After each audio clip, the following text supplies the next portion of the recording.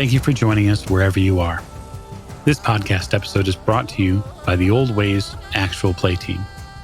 This actual play uses the RuneQuest rules by Chaosium Incorporated. This actual play is performed by adults and in an adult setting. Strong language, mature scenes, and rune magics are on the way. As this is our Glorantha, we will remind listeners that it may vary from the one you already know and love. And now, on to the show. Thank you for joining us again in another episode of the Old Ways podcast. I am your storyteller Mike. My pronouns are he, him. And we are back with RuneQuest, 6 seasons in Sartar, as played through on the Old Ways podcast. I would like to invite you to check out what we have to offer on patreon.com. So I'll do that right here, patreon.com/the Old Ways podcast. Join our over 1,000 subscribers on YouTube and come join us for all the fun that we're going to have. We're going to begin with introductions now. To my right. Hi, everybody. I am Heather, and I am playing Lysana of Cliffshield. I am a young apprentice healer of the Heraborn, initiate of Fernalda, daughter of the healer Nyana Call, and granddaughter of Lysara, a chariot rider in the service of the Feathered Horse Queen. And we are on the hunt. We have a mystery to solve. Indeed you do. To Lysana's right. Hi, this is Morgan, and I play Alara of Hill-Based Stead, and both our pronouns are she, her. And Alara worships the great goddess of the earthquake, Marangor. Indeed she does. I look forward to worshiping her even more. At the end of the table. This is Vargas, son of Gordanger, chieftain of the Heraborn. And now I am a man of the tribe. You are indeed a man. We welcome you into your manhood, so to speak. Last but most certainly not least. Hi, this is James, and I'll be playing Finn, the rapscallion, who is also a man, but not as eager to prove it to everyone. Well, yeah, let the others prove it. You'll get your turn. Perhaps. I got nothing to prove. So we're going to pick up right where we left off in the inner ring, where several of the more notable ring members had been talked to about the problems that seem to have arisen with these two children who no longer draw breath. They no longer connect with the air that Orlanth gives. And worse yet, Ernalda has not taken their bones. So these children are missing. And they're missing in the worst way. There is some who believe that they may in fact be ghosts. And if the village's chief weapon Thane has anything to say about it, he will be the ultimate resolution, as the Sword of Humak does not truck with spirits like ghosts. So the four of you are still connected in that same space, still sort of having seen Sivan, Vargas' uncle, walk away, and having already spoken with Morganath at the Riddle. And as you're moving about, Jake, you catch out of the corner of your eye, you see your mother, Jorna, and she's walking with two other women. One is an older woman who you're somewhat familiar with. And that older woman is Cora Longfinger. So at one point, and this is just something you would know specifically, Cora was the chief priestess of the village. But when she lost 4 of her sons in Starbrow's rebellion, she left her focus with Ernalda and began to devote her time to Taikora Tech, the goddess of death. And you know that a great weight of bitterness has fallen over her. They walk with yet another woman who you're not necessarily as familiar with, at least by reputation. But your mother strides over to the 4 of you. You see Cora behind her eyeing you directly, Vargas. Mother? She nods. How are you? She reaches out to you and embraces you. I am doing well now that I have passed my trials. Oh, I knew you would. Without question, you hear Cora scoff. The third woman that they're with sort of looks you over.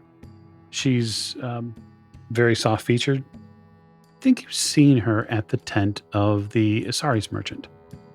You smell fresh baked bread, like as soon as she walks close to you. Do I think she might be a baker? She might be. You're not terribly certain. This is someone, too, you, Lasana, have not seen at the regular workings and feastings for the Ernaldan Temple. So you're not terribly sure who she is. Cora says with a cracked and sort of gravelly voice, "Trouble. I can tell you all tracking it like mud when men come into the longhouse." You see Varghest's mother sort of turn to her, and Jorna says, "Cora, please do not be so harsh to them. They seem to be troubled by something. What is going on?" Apparently 2 children have disappeared, and we believe they may not have made it. May not have made it. One of the children was from Cliffshield, and and I gesture to Morgan's character. We met him. We were out gathering for the festival. He came out. He seemed so lost and upset and scared. We were bringing him back from the meadow, and the sounds we heard chilled me to my bone. I don't know what they were, but I did not want to meet what was behind them. And when we looked, it was gone. I can't explain it anymore. We heard no sound. We saw nothing flash by. There was nothing. There was no screams, no nothing. He was just gone. God, that is troubling. So we hurried back. We found, and I gestured to the rest of the men. We found, and we need to figure out what's going on, because whatever happened did not feel natural. Because if it was wolves, if it was some terrible beast from the forest, we would have seen something, heard something. We ourselves would have been attacked. You don't. Children do not just disappear. Cora croaks. You'd be surprised.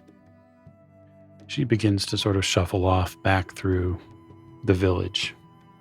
Jorna reaches for the group of you in this very motherly way to gather you together. You see that her hair, raven black hair, is in a deep braid that goes below her waist. And she even has to move it a little as she adjusts to bring you all together. Mind not what Cora says. She's still dealing with the after effects of the rebellion. My son, you must find these children. That is what we plan on doing. Leave no stone unturned. We'll find them one way or another, Mother. You all know that the feast is coming? We do. Aye. I should expect to see all of you at it. Never missed a feast. No, of course not, Finn. No one would want you to miss the feast either.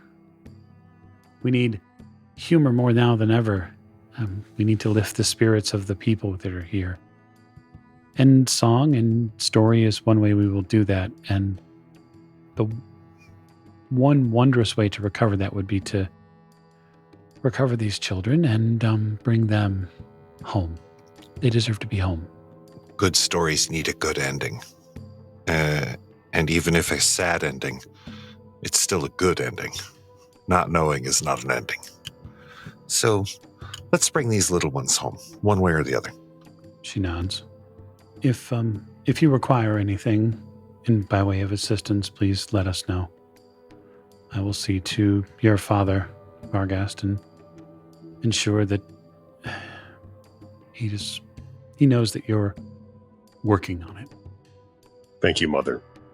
She departs along with her friend, and they walk back through the village. So, for all that old crone gnashes of her teeth and spits upon the ground of her vitriol, and she could try to be a little bit nicer. I know Cora's wizened. Does anybody else find that annoying? Absolutely not. No one expects anything out of a carpet clump. A little humor helps to get us through this. Thank you. So do we need to find these kids before Jorganoth does? Would probably be prudent. The faster we can find them, the faster we can bring them back, the faster we can put all of this behind us. Yeah, I feel like we're on a clock. I have every intention of beating Jorgas to this. We have every intention of beating Jorgoth to this. You're not alone in this. I have no intention of beating Jorgast because he would not hesitate to crack me like a whip. Nobody's hurting anybody. I don't think that's, just to be clear, so everybody's, I think I'm clear with it, but it will be refreshed to when the weapon Thane of Humak says that he's going to deal with the situation, he means if he finds the ghosts, he's killing them because they haven't moved on, and that's not okay. It's literally against his religion. Right. It's against his beliefs because the spirits have to rest. The tricky part here is that if for whatever reason the kids were banished from their bodies or something like that, if he kills their spirits, they can't come back either. Right. Which is why we want to find them before he does. And to our knowledge, when he kills a spirit, isn't that essentially just like oblivion for the spirit? It's just obliteration. I would suggest to you there are some parallels when it comes to this, and say like the way the Euthanatos believe about removing people from culling them part in their wheel, and like yeah, in effect, right? Because you get the good death so that you can start over and be functional. So you have the information from Harvar Redsmith. You got that earlier, right? That was just the kid went back home and he hadn't seen him and yada, yada, yada. You also know now that the child never arrived there. So something happened between there. So that's where we should start looking. Retrace his steps. Yes. Do we want to start where the child that we were with disappeared? I know personally, I would like to see that at least. I've only heard it up to this point. And, no offense, ladies, but my eyes function perhaps better than my ears in this case. No. And to be clear, we did not stay in the area to precisely look for anything. We came straight back, so we did not take time to examine. So I would suggest we probably do that first before anything is the wind takes or the earth covers. So you guys have given consideration to the fact that if we find them, there's a very good chance that we're going to find something very unpleasant. You know that, right? Of course. And we shall deal with that. Just perhaps a bit of preparation sometimes is not terrible. Up here, and he pokes himself in the temple. Jake, your Uncle Savan walks back over to the four of you. Uncle? Vargast, I have bitter news. More? One more. Oh, no. I was working with the wind, listening to the echoes that I could hear on the Vale walls, and something came to me.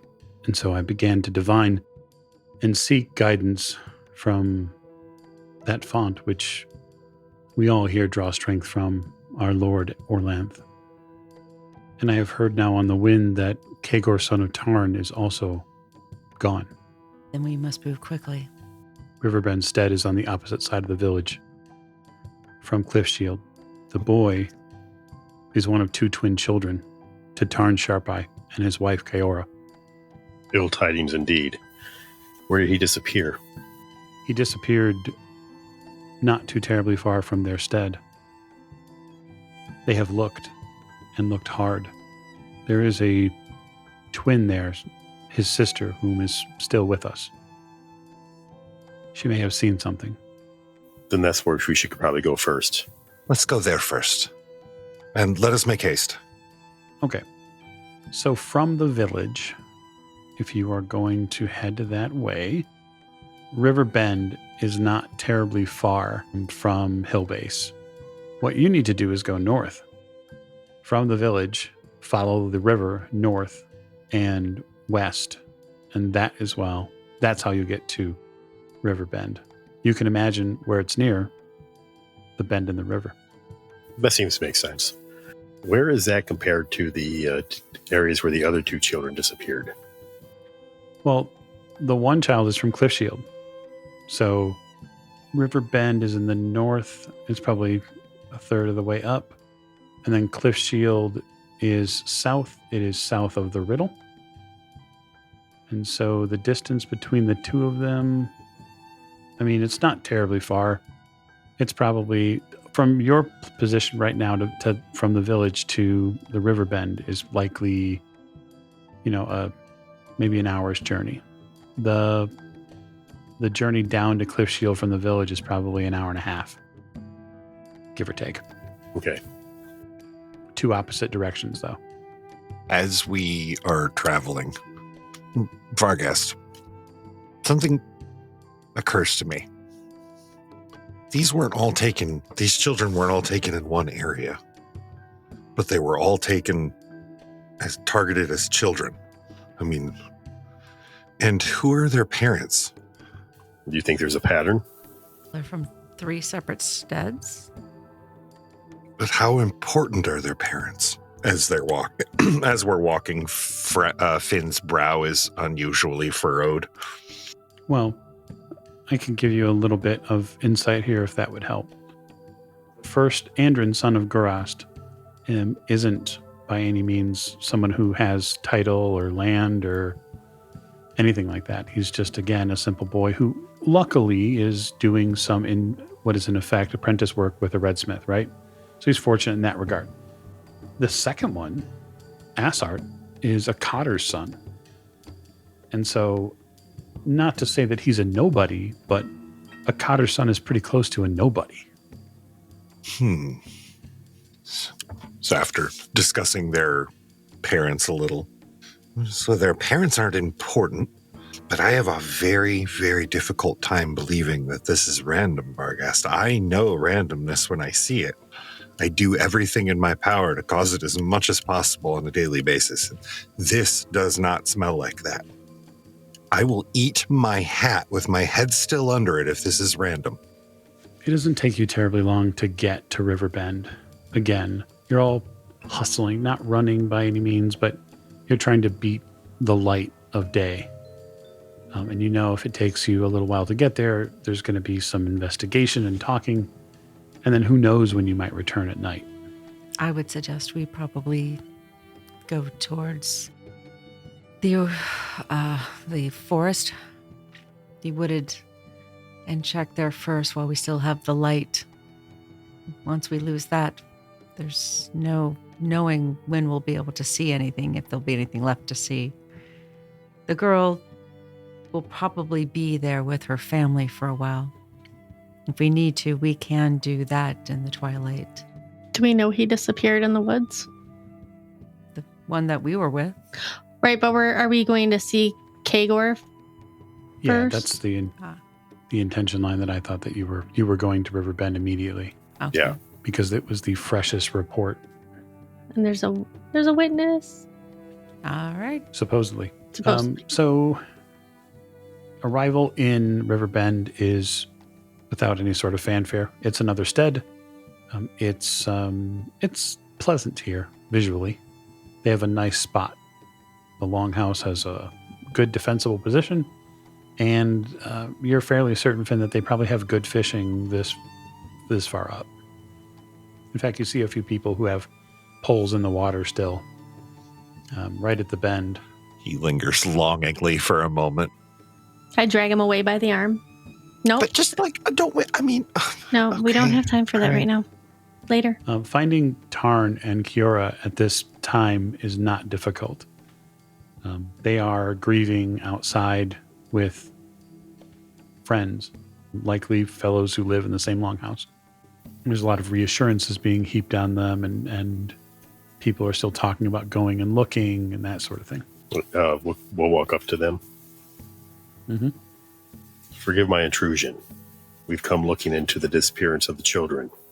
You see a motherly figure, a woman dressed in very simple farmer's clothes, probably something very similar to what Finn, your mother, wears.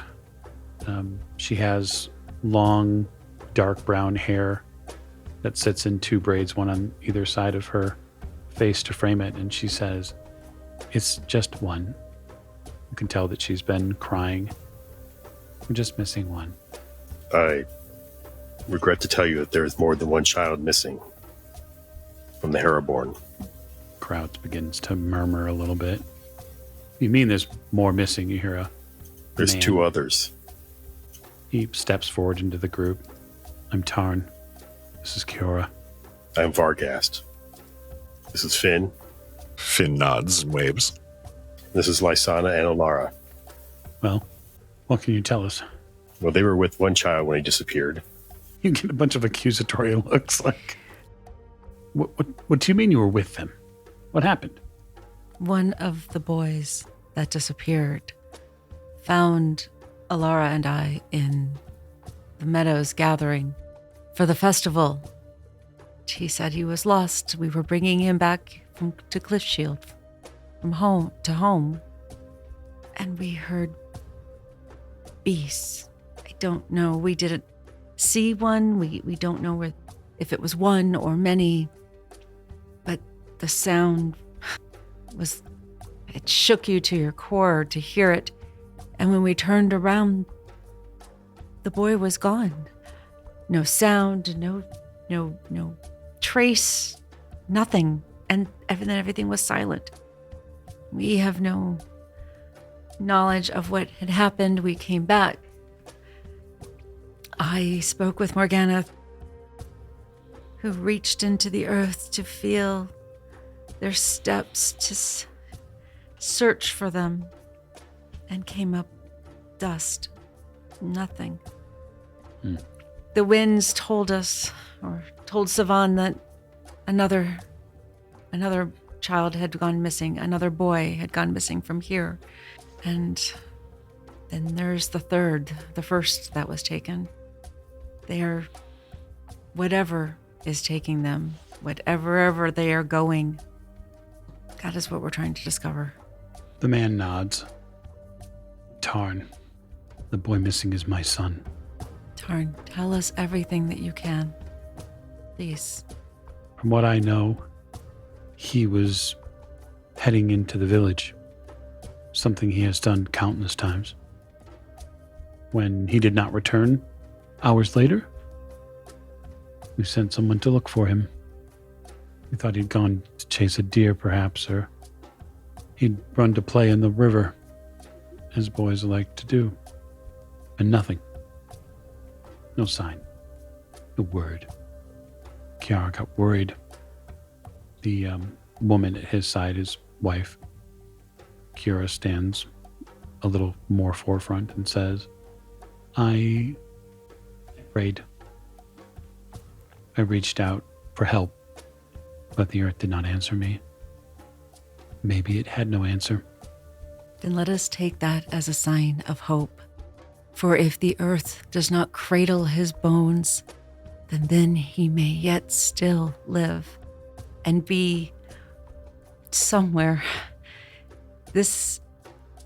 Hold on to that, for that same information was provided to us from Mother Morgath, from the other boys. Whatever reason they have been taken, they have not been placed within the earth's bosom. Let us hold on to that.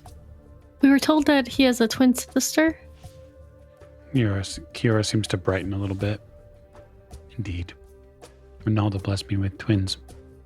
That's wonderful. And what is her name? Kiyoara. She's inside.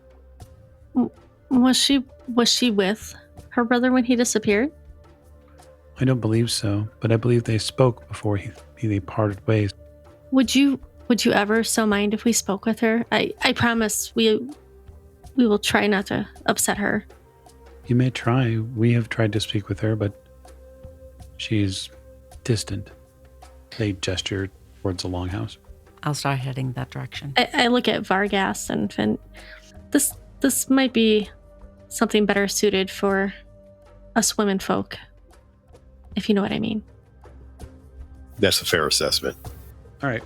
So, Lysana and Alara head inside. So this is a longhouse, much like many of the other longhouses that you've been in. It is not terribly difficult to figure out where the other twin is in here, because she is sort of in the common space, sitting in a chair facing what is effectively one of the walls, and she seems to be sort of rolling a doll back and forth in her hands, trying to quietly cope. How old was she? 11. 11. Okay. Yeah, I'll lay down my bow and arrows on the ground. So, because I'll go over and kind of kneel, sit down on my knees near her. Not too close. and I'll follow suit. Young Kiora. She doesn't move so much as she just sort of makes a tone. You hear her vocalize something. Kiora, my name is Lasana. Would you speak with us? We come to talk about your brother. I understand you were twins. Can you tell me who was born first? I was first. Born first. The wizened to look after your brother? Even only by a minute. I have held a number of twins in my arms. My mother is a healer. Always seems the one that comes first. Always feels an obligation to watch the one that came next. But twins are always as closer than any two people can be. Have you heard of the story of Caldera and Aurelian?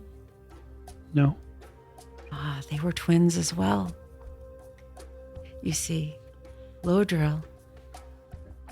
Well, I don't know if you may have heard about him. See, Lodril, who's the father of volcanoes.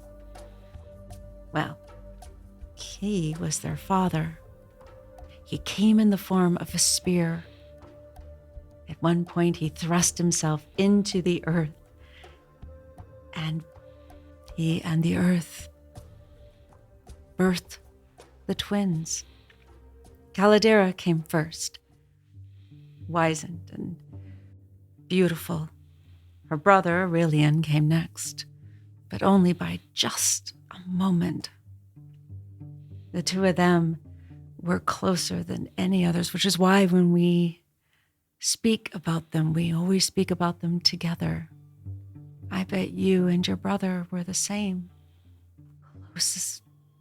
Close as can be. And I know you must be so worried right now. I can't feel him.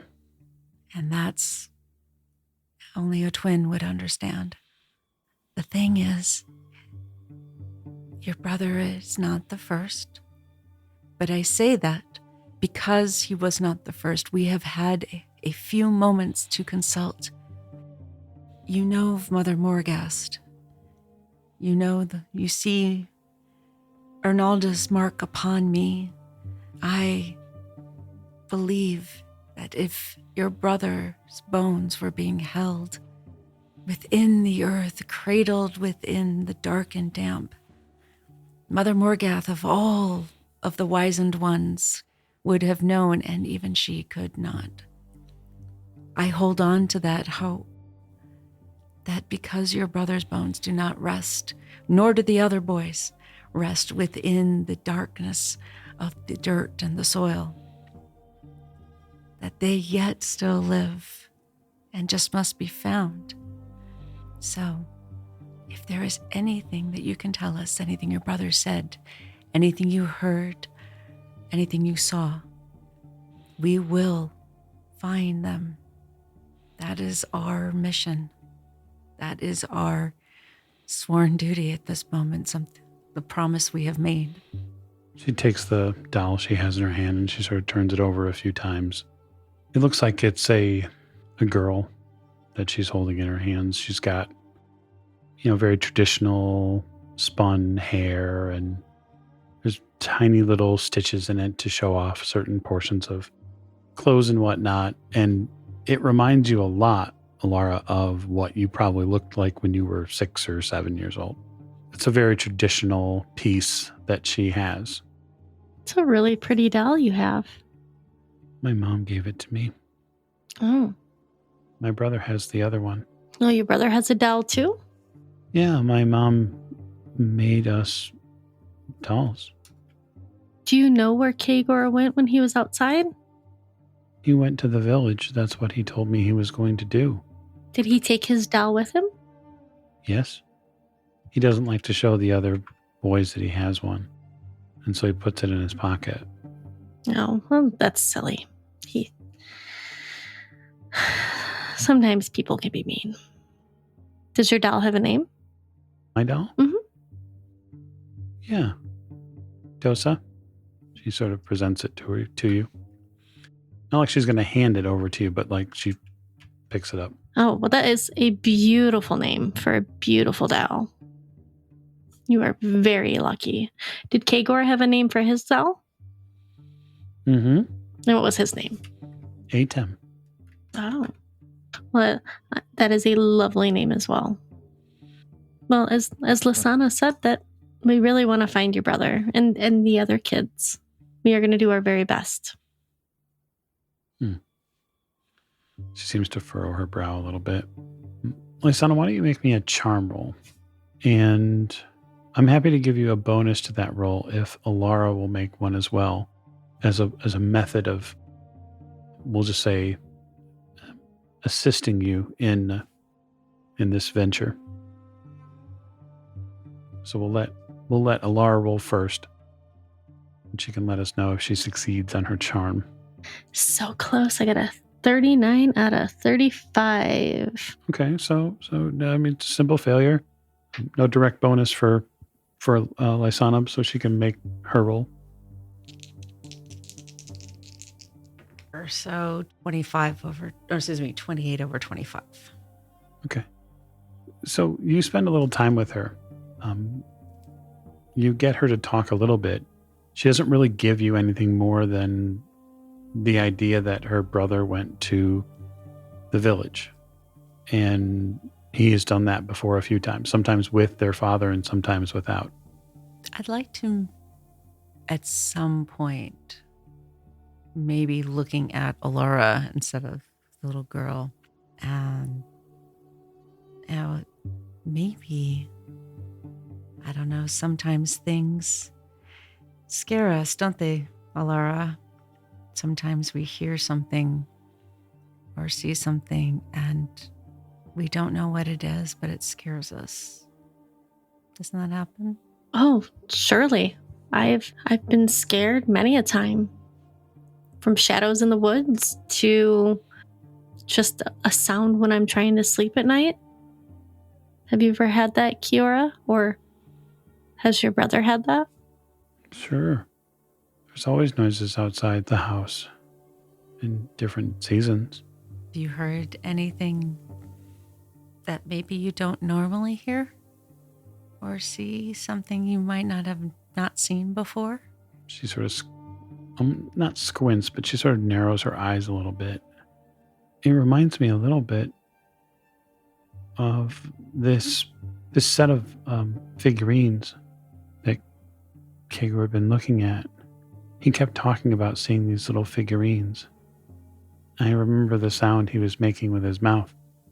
he was having little battles, and Father had to tell him to quiet down, otherwise we wouldn't be able to sleep. He kept telling me that he was going to convince Father to buy them. Were they at a shop in town then? Mm. Oh. At the trading post. Is that where he was headed? Maybe. Do you remember what they looked like? They sound interesting. I mean, it's obviously something he liked. They're Israeli guards, the guards that protect the priestess of Ronalda in Israelia. Huh. They're supposed to be very pretty. Wow. Next time I go into town, I'll have to look for them. Well, thanks for talking to us. Sure. She sort of says half-heartedly. You can still feel the weight in the room, her concern, her feeling like she's alone. Do you want a hug? Sure. She sort of begins to break down. And then it doesn't take more than a few moments of actual caring physical contact, and she becomes what is in effect like a large sack of mashed potatoes in your hands. Yeah, I hold her and squeeze her just like my mother has done for me many a time when I've been upset. Trying to fill her with all the love and caring and as I can in that hug. Yeah. You leave her in a better spot than she was when you came in, even if you're not sure if you got what you need. Back outside of the longhouse, you get a lot of pointed questions along the way, Vargas, about these other kids and what's being done about it. And you do a lot of, I don't want to say middle management for your father, but you are in effect the face of your family while you're here. Being the chieftain's son, some of that responsibility is going to eventually fall to you. And so you do your best to delegate and describe the steps you're already taking. Yeah. I have to get in my role here, you know. You bet. In fact, if you'd like, I would be happy to allow you a charm roll in a hope or in an attempt to ease a little bit of the concern here in the village. Oh, good. Let's see how this goes. Before he makes that roll, Finn, kind of almost like a stage manager, brushes off one of the sides of his shirt, straightens it a little bit before he talks to them, and casts a glamour on him. Okay. Which increases his cha by 8 and increases all of his communication skills by 10%. So let me ask you, as far as that spell goes. Mm-hmm. Oh, what kind of spell is that? Is it a rune spell or a spirit magic spell? Glamour is a spirit magic. Yes. Okay. Glamour, it costs 2 rune points. So remember, that's 2 out of the 3 that you have. I'm just cautioning you a little bit because it's quite, you have to touch him, which you've already done. So the paragraph under that, just for you, the audience, this spell also is useful in leadership situations. Follow me moments of crisis. Just as convincing your captors to not kill you because you can pay a good ransom. So what is your charisma right now, Vargast? My charisma is 13. All right. And so it now will be effectively a 21.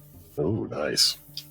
So that's going to give you 10% to this roll. Now, I'll double down on this a little bit because I think I'm allowed to.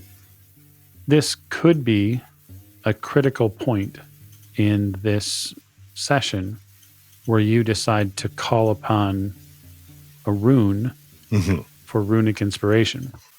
For his part, Finn senses that this is important and these people need peace of mind, and it won't mean anything coming from Finn, so Vargas needs to do this. I'm trying to think. So would air be a useful runic inspiration for that? Carry my voice, I guess. You would have to tell me how you feel. How are you going to call for inspiration, right? Like you're being not surrounded, but there's a semicircle of people in front of you that are looking for answers. So how do you feel Vargas would call upon that air rune, whether it be mentally or whether it be the way he orates? I use the air rune to fill my lungs with air so I can project power and authority to the people. Okay. So what you'll do then is roll your air rune, and if you roll under it, then it works based on a few factors. All right, well, that's 81 under 90. Okay, so it's a success. So you'll add 20% to the ability roll that you're going to make, plus the 10% that you get from the glamour spell. So that's 30% to this charm roll. Which pretty much doubles my charm. That's good. That's very good. And I rolled an 11 under 60. Oh, okay. So let's check the ability table here. So the ability is a 60, and you have rolled a special success. That's from 1 to 12. All right. I won't give any flavor text just yet. What I want you to do, Vargas, is tell me what you tell them. Good people, we have been tasked with finding what has happened to these children. We're not the only ones. There are others, including the weapon master, looking for them. We will find them and we will bring them home if at all possible. So, for your benefit, then, Finn, you sort of feel that connection that allows you to create something that isn't real but is real enough for the people. And you see from sort of the puppet master's seat what it means to inspire someone to do something. Yes, this is positive. It's all very important. The people need this, you know this, but there is, at the end, a slight sort of cynical grin that you get about, oh, well, that's easy to manipulate. Standing behind the throne? Oh, interesting. And for Lysana and Alara's benefit, you come out to Vargast essentially in an inspired fashion, rallying the people with confidence that they're going to find these children. And it's very inspiring to watch him work. I feel my adrenaline like amping up, like. Oh yeah. He nudges Lysana and kind of gestures a little bit towards Vargas. That was positively on fire tonight, wouldn't you say? She's very much watching Vargast. And as someone with who's used to speaking with people, she's very much also there's respect for how he's able to kind of hold the audience attention and, command that respect. Mm-hmm. But yeah, that's hot. Finn chuckles and steps back and leans against a post next to Alara. I think these people will be fine, don't you? Which people? He gestures towards the crowd of people that are hanging on Vargas' every word currently. Them first of all. Well, for now, until the adrenaline or excitement wears off. I know I'm a downer. I'm sorry. It's one of the reasons why I like you, Alara. You keep me on the earth instead of just floating in the breeze. Someone needs to. He hands Alara a wineskin. She takes a swig. Oh, this is really warm, Finn. It's not wine. What did you think it was? No, he grins. I jest. Or do I? So the four of you collect back up, and with the people temporarily calmed here, it looks like your search is going to continue. Is it evening? It is getting closer to you. We'll say it's late afternoon, and so everyone here is going to know that, in the next hour or so, you're going to be probably in the dark. You'll probably make the village before it gets actually dark. But for those of you who live in Cliff Shield, That extra half an hour means walking back to the stead in the dark, or at least by torchlight. I have yet to meet a dark knight that I fear. Well, even with the dark of the night, with the circumstances, I mean, I'm not sure. We would probably, if there is anything out in those woods, trying to find it by lantern light or lamp light would be close to impossible. We would probably mess up, cover over. It wouldn't work. If we go but first light tomorrow morning,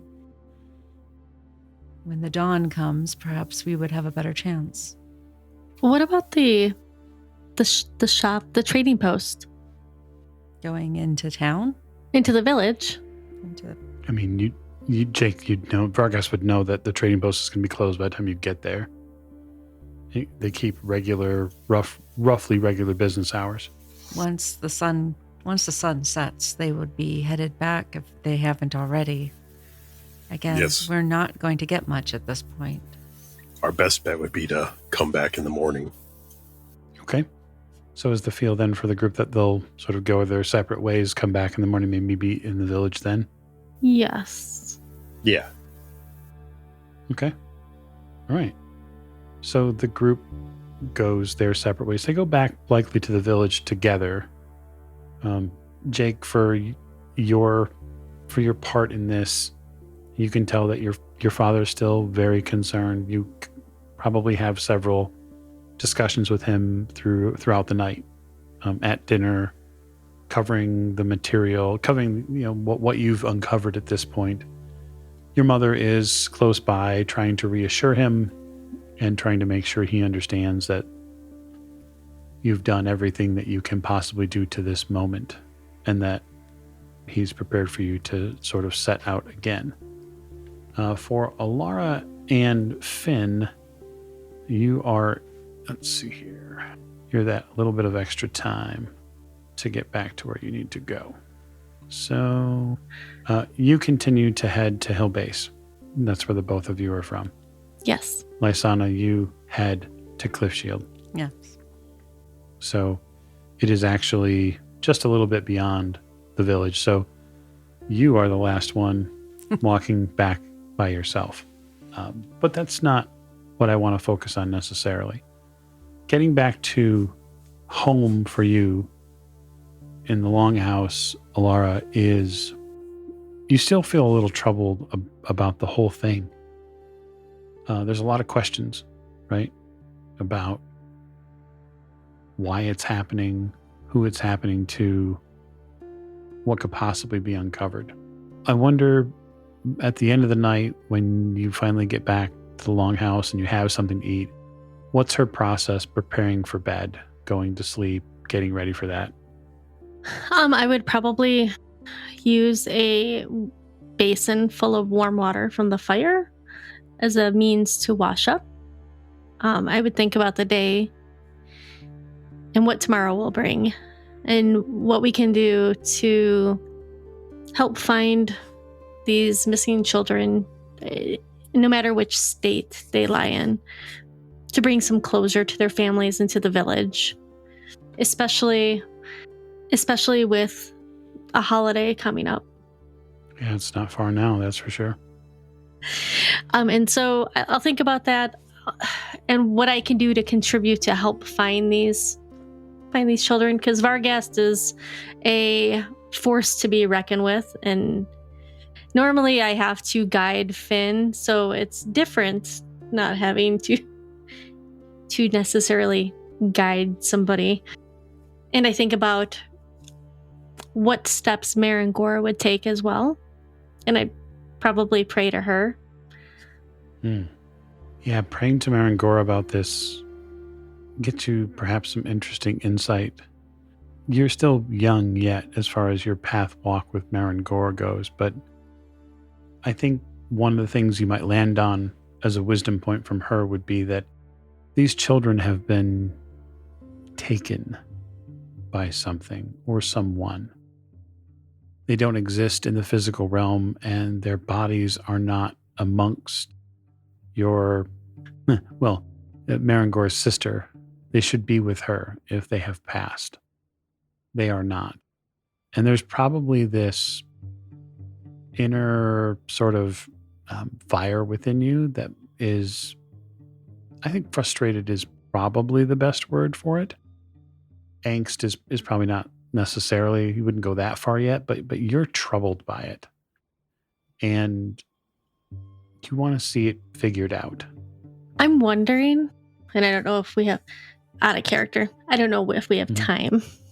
Would I be able to sanctify my area, my bedroom, or wherever I might be, and then use divination to ask a question of a deity? Of a deity divination? What kind of, like the rune spell divination? Yes, and the rune spell sanctify. Because you can sanctify a non-holy place to, sanctify. Well, so if your bedroom's not holy, we got problems. No. Nobody knows what I do alone. This is a longhouse of 4 families, and everybody knows what you do alone. Like literally everybody. All right. Yeah, I mean, this is. I would totally let you go through the sanctify process. We can do that. I think we've got time for that. And then divination. Divination's an hour. Mm-hmm. Oof. Ooh, I should privately roll 1d100. Ooh, I like private rolls. Right. Okay. So I don't have. So walk me through this. It'll take us maybe 10 minutes most to do this. Tell me what you want to do, and we'll go through it. All right. So I want to sanctify the area in my bedroom in it says up to 10-meter radius, but it would be a probably 10-foot circle in diameter. No. No? It's a big area you're going to sanctify. It's okay. Oh, it's okay? Right? Okay. It'll be fine. You're not going to Should I just go outside to do it then? You could. Yeah, might as well just go outside. Okay. You go outside into the earthy night. Yep. Feel the dirt between my toes because I'm barefoot. Mm-hmm. And I out in the behind the longhouse where there's maybe some like a clear grassy area. Mm-hmm. I would use. Doesn't say that I have to use anything. I would just have to sanctify the area. I don't need to use water or dirt or anything like that. Yeah, you don't have to. But I might pick up some dirt, to feel closer. No, we're not going to spit. To feel closer to Arnalda, and Marangor, and cast the dirt around in a large circle, and just ask that this area be sanctified. I feel urgency about doing this because we need to find the missing children and bring them home to their families. Certainly. So sanctify, as the rune magic spell, costs you a rune point, so you'll deduct one of those. So you create a vast area around you that is sanctified to Marangor. And one of the ways that you end up doing this by casting dirt around too is you go to a nearby fire, a fire pit, which has long since gone cold. And you reach your hands into the fire pit and grab the coals and the ash. And you coat your forearms in that ash and work yourself into a heightened state there in the grass and in the dirt. And with those gray and now black forearms and fingers, you sit under the moonlight that's out and you ask for Marangor's wisdom. You smell of her now, that ash pit, the charcoals and the woods here that have been burned, all of that energy now is abounded in you, and you can smell the flames that were left over at one point. And your plan is to cast divination. That is true. So I can speak with Marangor. So divination costs you another rune point. Mhm. And now I will make a roll. What is your POW? My power is 13. Okay. You sit there, you kneel amongst the field, ash from your elbows to your fingertips, with what you believe is no one watching, when in reality, from the longhouse window not far, Finn is watching, seeing you go through this grand display. You don't raise energy towards the sky. That is not Marangor's way. You pound the dirt with your closed fists over and over. You become the quake beasts that your mother has talked about. Not your terrestrial mother, but Marangor, your mother. And as you continue to pound the ground, you feel flames come to your fists. You feel your flesh crackle, not with pain, but with a fervor and an energy. And while your hands are still lit ablaze, framing your face against the darkness that exists outside of this sanctified space, two red and yellow eyes appear in the dirt, smoldering magma. I'm here, child. Oh, mother. Oh, I'm not looking up at her. I can't, because she is too magnificent and I am too lowly. Oh, you graced me with your presence. I am so grateful. I need your help. Ask. We have 3 missing children, and we need to find them. Can you tell me where they are? They do not exist with my sister, and so they must exist somewhere. They are nearby you, closer to you than they are to me. I do not feel them in the veins of the earth. I have not heard Orlanth whisper their names, and Tycora Tech does not know them. They are in between.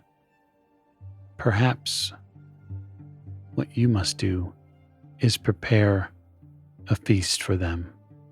Prepare a feast for those who are not dead, and yet those who are not living. There's an enormous flash, and the eyes are gone. And I think that is a wonderful place to end this episode. So thank you so much for joining us on this episode of 6 Seasons in Sartar, as played through by the Old Ways podcast.